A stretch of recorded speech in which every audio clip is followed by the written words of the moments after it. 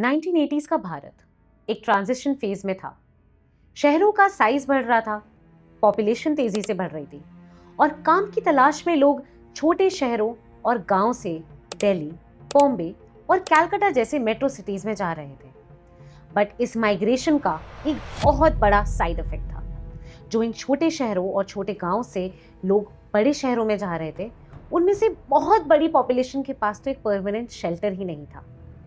Footpaths, railway stations, flyover के नीचे वाले एरियाज उनके लिए घर बन गए थे। यही वो जगहें थीं जहां इस क्राइम स्टोरी की शुरुआत हुई है, जो आज तक पूरी तरह समझी नहीं जा सकती है।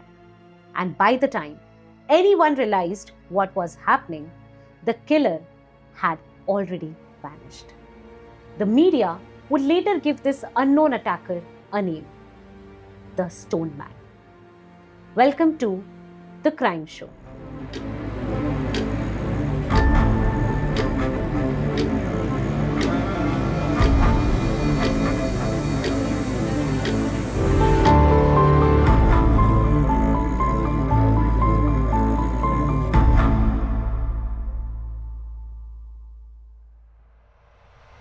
नाइनटीन 1985 के दौरान बॉम्बे के सायन और किंग सर्कल एरिया के फुटपाथ पर सोने वाले कुछ लोग सुबह के वक्त जख्मी या डेड मिले। शुरुआत में इन इंसिडेंट्स को अलग अलग माना गया। कोई क्लियर पैटर्न तुरंत सामने नहीं आया। विक्टिम्स होमलेस थे, फुटपाथ या रेलवे स्टेशन पर सोते थे। बॉडीज जो थी वो सुबह मिलती थी अक्सर। कोई भी विटनेस नहीं हुआ करता था। रॉबरी की कोई भी साइन नहीं थे और क्योंकि वो अकेले होते थे या अकेले सोआ करते थे, तो कोई भी फैमिली मेंबर या रिलेटिव नहीं होता था जो उनको पहचान सके। इस वजह से इनिशियल केसेस को एक्सीडेंटल या रैंडम वायलेंस के रूप में देखा गया। पुलिस इनिशियली इन डेथ्स को आइसोलेटेड इंसिडेंट मानती रही। कुछ केसेस में अल्कोहल इन्वॉल्वमेंट अज्यूम किया गया, तो कुछ केसेस को स्ट्रीट वायलेंस के रूप में देखा गया। लेकिन फिर ये इंसिडेंट्स रिपीट होने लगे। And there was one common thing in all the victims. The injuries suggested deliberate targeting of the head. According to the public sources, around 30 kgs of weight was used for these injuries. Mainly a stone or a cement slab was used. जब कुछ ही महीनों में ऐसे multiple incidents report होने लगे, तो similarities ignore करना मुश्किल हो गया था।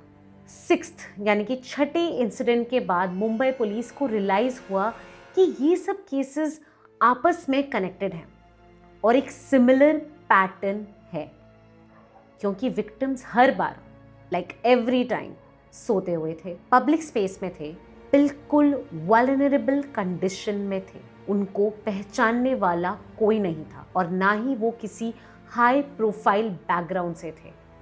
और इंजरीज का नेचर भी सिमिलर था।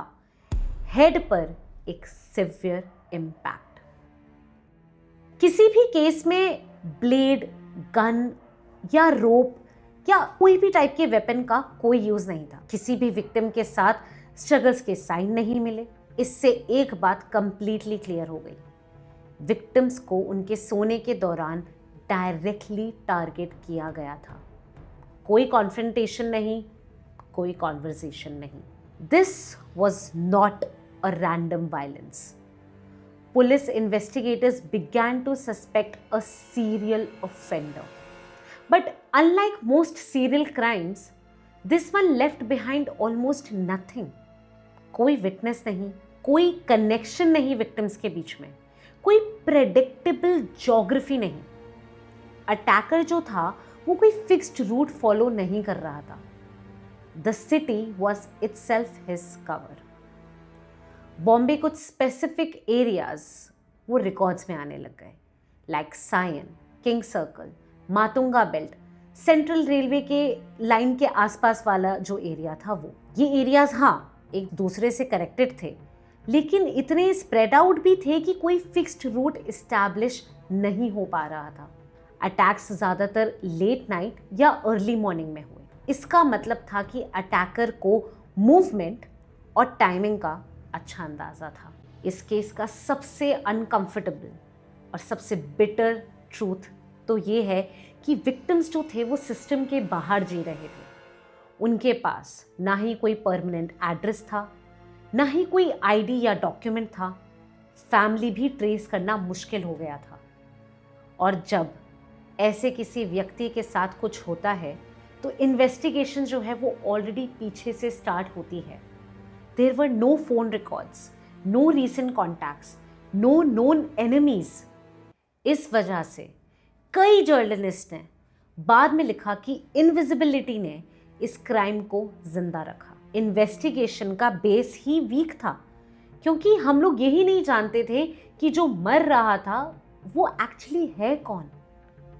And as fear spread, the media needed a way to describe this unknown attacker. The injuries suggested the use of a very heavy object, as discussed before, like a stone.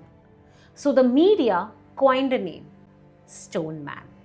लोग अब एक unknown danger से नहीं, Stone Man से डरते थे। इस case में कोई भी सिटी वाइड हिस्टेरिया नहीं हुआ। बॉम्बे में लोकल्स चलती रहीं, लोग अपने काम पर जाते रहे, पर फुटपाथ्स पर एक साइलेंट चेंज आया। जो लोग थे वो ग्रुप में सोने लगे, कुछ रात भर जगते रहे, कुछ लोगों ने तो वो जगह ही छोड़ दी। शहर के एक हिस्से को तो डर था, पर बाकी शहर अनअफेक्टेड रहा completely. And that contrast between those at risk and those unaffected would later become one of the defining features of this case. Police ने लोगों को सेफ फील कराने के लिए नाइट पेट्रोल्स बढ़ाई, सेंसिटिव एरियाज में मॉनिटरिंग की, इन्फॉर्मर नेटवर्क्स भी एक्टिवेट किए गए। लेकिन 1980s के दौर में सीसीटीवी नहीं था, डिजिटल ट्रैकिंग नहीं थी, फॉरेंसिक डेटाबेसेस भी लिमिटेड थे, और सबसे ज़्यादा इम्पॉर्टेंट, कोई आई विटनेस नहीं मिल रहा था।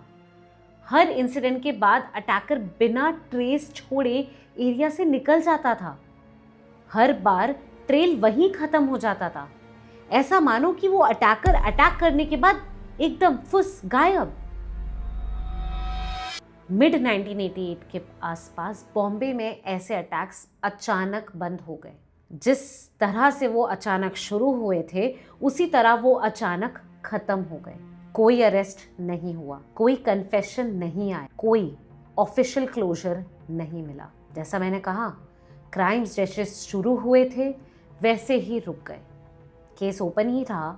लगभग 1 साल तक ऐसी कोई भी सिमिलर एक्टिविटी रिकॉर्ड पर नहीं आई, और इस साइलेंस का कोई डॉक्यूमेंटेड एक्सप्लेनेशन भी नहीं मिला। और यही साइलेंस, बाय द वे, बाद में इस केस को और कॉम्प्लेक्स बना देता है, क्योंकि एग्जैक्टली 1 साल बाद यानी कि 1989 में कैलकाटा में फुटपाथ पर सोने वाले लोगों पर ऐसे ही सेम अटैक्स रिपोर्ट होने लगे। विक्टिम प्रोफाइल एकदम बॉम्बे के विक्टिम प्रोफाइल जैसा ही था।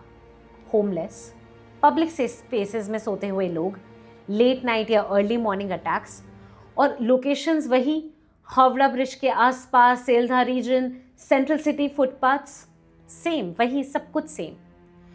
पुलिस और पब्लिक दोनों ने बॉम्बे के केसेस के साथ सिमिलैरिटीज नोटिस करी। इस बार पब्लिक रिएक्शन और प्रेशर ज़्यादा तेज था। कुछ इंसिडेंट्स इम्पॉर्टेंट एडमिनिस्ट्रेटिव एरियाज के आसपास हुए, जिससे कंसर्न और बढ़ता चला गया। मीडिया प्रेशर भी ज़्यादा था, लेकिन कॉन्क्रीट लीड्स यहाँ भी नहीं मिल रही थी। अगेन वही same pattern, same dead and, कुछ नहीं मिल रहा था। पर कैलकाटा फेस के टाइम एक इंसिडेंट इन्वेस्टिगेशन रिकॉर्ड्स में आता है, जो इस पूरे केस का सबसे इम्पॉर्टेंट और इकलौता आई विटनेस अकाउंट था।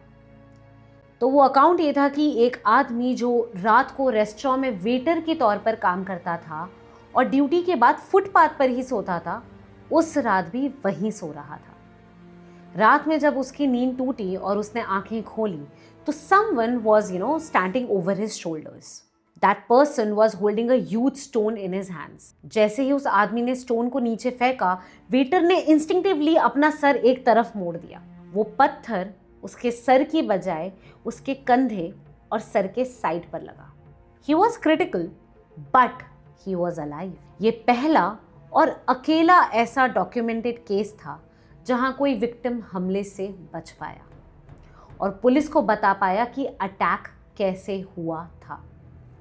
लेकिन क्योंकि उस फुटपाथ पर अंधेरा था और वो वेटर भी आधी नींद में था, इस वजह से वो अटैकर के चेहरे को अच्छे से डिस्क्राइब नहीं कर पाया।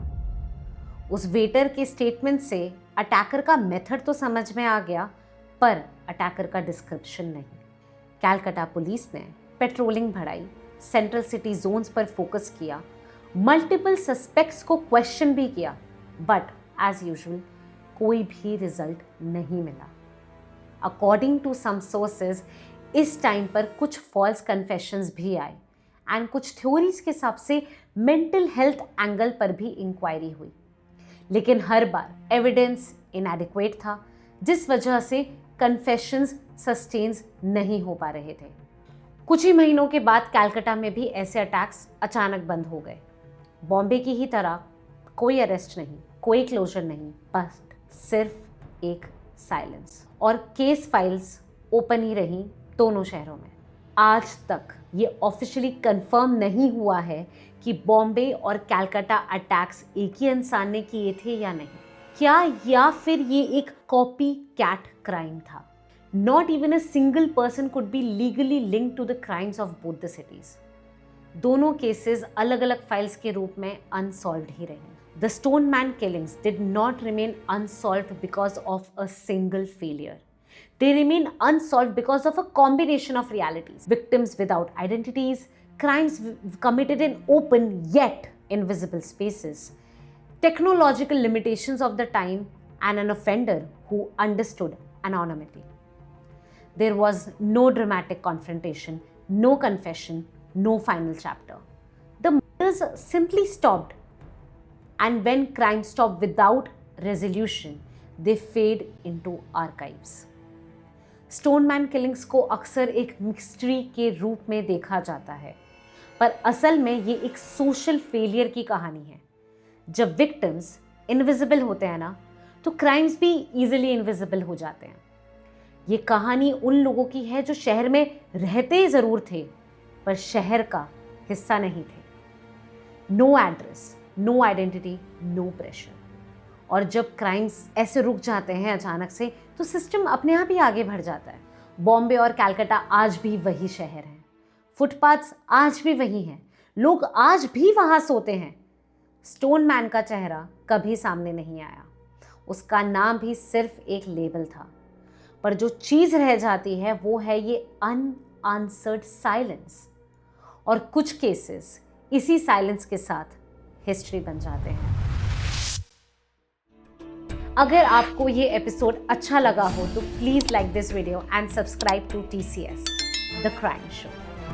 कमेंट्स में बताएं कि आपके हिसाब से स्टोनमैन कभी क्यों नहीं पकड़ा गया। Stay tuned, stay curious.